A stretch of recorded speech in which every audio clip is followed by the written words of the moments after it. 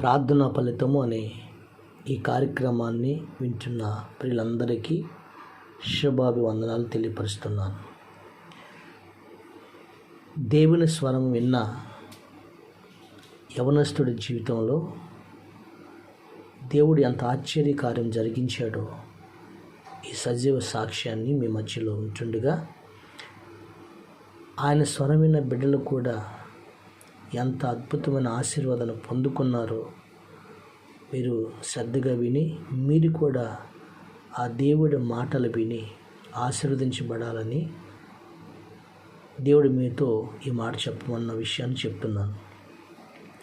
యోహాను సువార్త 10వ అధ్యాయము 27వ వచనంలో చూసినట్లయితే, నా గొర్రెలు నా స్వరము వినును, నేను వాటిని ఎరుగుదును, అవి నన్ను వెంబడించును, నేను వాటికి నిత్య జీవమును ఇచ్చుచున్నాను కనుక అవి అన్నిటికీ నశింపవు, ఎవడునూ వాటిని నా చేతుల నుండి అపహరించడు అని ప్రభువే సాక్ష్యం చెప్తున్నాడు.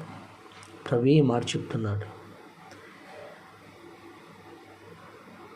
ఒకరోజు ఒక 5 యవనస్తులు రైల్వే జాబులో ఇంటర్వ్యూకి వెళ్ళారు.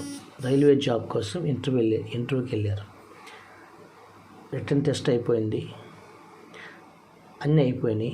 ఇక ఫైనల్గా ఇంటర్వ్యూ ఒకటి ఉంది. ఆ ఇంటర్వ్యూకి వెళ్ళారు. ఆ ఇంటర్వ్యూకి పలానా టైంకి రమ్మన్నారు. వీళ్ళు ఫైల్స్ రికార్డ్స్ అన్నీ తీసుకొని ఇంటర్వ్యూకి వెళ్ళారు.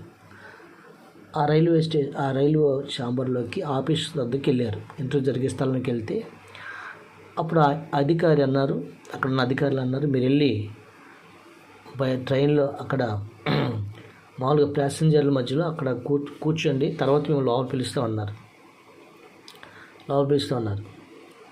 వారు వచ్చిన జాబు, ఆ రైల్వే జాబు ఏంటంటే అనౌన్స్మెంట్ చేసే జాబ్. అనౌన్స్మెంట్ చేస్తారు కదండి, మైకులు అనౌన్స్ చేస్తారు కదా, అలాంటి జాబ్ కోసం వచ్చిన వాళ్ళు. సరే, నేను మిమ్మల్ని పిలుస్తాను, మీరు వెళ్ళి అక్కడ కూర్చోండి అన్నారు. అప్పుడు వీళ్ళు వెళ్ళి ఆ స్టేషన్లో కూర్చున్నారు. గంట అయింది, అలాగే వింటున్నారు, కూర్చున్నారు. వీళ్ళు ఇంకా పిలవలేదేంటి అని వీళ్ళు అలాగే వెయిట్ చేస్తూ ఉన్నారు. ఈ మధ్యలో ఒక కుర్రవాడు లేచి, నేను ఆఫీస్లోకి వెళ్తున్నా అన్నాడు. వీళ్ళందరూ అన్నారు, నీకేం పిచ్చా, అని పిలవకుండా నువ్వెలా వెళ్తావు, వెళ్ళేవంటే బయటికి తోసేస్తారు అని వీళ్ళందరూ అంటున్నారు. సరే, ఎప్పుడే వస్తాను ఉన్నానని ఇతను ఆఫీస్లోకి వెళ్ళాడు. ఆఫీస్లో ఇంటర్వ్యూ జరిగింది. వెంటనే నవ్వుకుంటూ బయటకు వస్తున్నాడు. ఆ కుర్రవాడు నవ్వుకుంటూ వస్తున్నప్పుడు వీళ్ళు అనుకుంటున్నారు, ఆయన చెడబెడ తిట్టేసి ఉంటారు, మేము పిలవకుండా ఎందుకు వచ్చామని అతను తిట్టే ఉంటారని మిగతా ఉన్నటువంటి 4 మెంబర్స్ అనుకుంటున్నారు. అతను చిరునవ్వుతో సంతోషంగా బయటకు వచ్చి, నేను ఈ జాబ్కి సెలెక్ట్ అయ్యాను అన్నాడు. ఆ యవనస్తుడు, సెలెక్ట్ అయ్యావా, అసలు నేను ఎప్పుడు పిలిచారు, నువ్వు పిలవకుండా వెళ్తే ఆయన బయట కూర్చోమన్నారు కదా, నువ్వు పిలవకుండా వెళ్ళి నీ ఇంటర్వ్యూ ఎలాగ అయిపోయింది, ఇప్పుడు సెలెక్ట్ అయిపోయావు, ఇది ఎలా జరిగింది అని ఆ యవనస్తుని అడిగారు. ఈ ఉద్యోగంలో ఇంటర్వ్యూలో సెలెక్ట్ అయిన వ్యక్తిని అడుగుతున్నారు. అప్పుడు ఆ యవనస్తుడు అన్నాడు, మనం వచ్చింది ఏ జాబ్ నిమిత్తం వచ్చామో అని అడిగాడు. రైల్వే స్టేషన్లో అనౌన్సింగ్ చేస్తారు కదా, ఆ అనౌన్స్ చేసే పోస్ట్ కోసం మనం వచ్చి ఉన్నారు. మరి మీరందరూ కూర్చున్నారు కానీ నా చెవులన్నీ కూడా ఆ అనౌన్స్ మీదే ఉన్నాయి. ఆ అనౌన్స్ చేసేటప్పుడు ఆ పలానా ట్రైన్ వస్తుందని చెప్పిన ఆ మూమెంట్లోనే, ఆ అనౌన్స్ చేసే దాంట్లోనే బయట ఇంటర్వ్యూ కోసం కూర్చున్న 5 మెంబర్స్ ఉన్నారు కదా, త్వరగా మీరు లోపలికి వచ్చేయండి అన్నారు. వెంటనే ఆ మాట విన్నాను, నేను లోపలికి వెళ్ళాను, సెలెక్ట్ అయిపోయి వచ్చేసాను. మనం వచ్చిన జాబ్ ఏంటంటే అనౌన్స్ చేసే జాబ్ కోసం వచ్చాం. అందుకనే వాళ్ళు బయట కూర్చోమన్నారు. మీరందరూ కూడా నన్ను పిలుస్తారు అన్నారు. కానీ ఆ అనౌన్స్మెంట్లోనే మనల్ని పిలిచారు.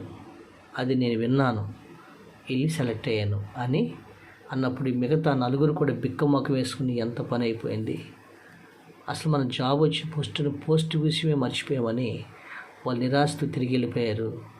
ఈ యవనస్తుడు మాత్రం దేవుని స్తుతించుకుంటూ ఆ యొక్క రైల్వే జాబులో అతను జాబ్ పొంది సంతోషంగా ఇంటికి తిరిగి వెళ్ళాడు.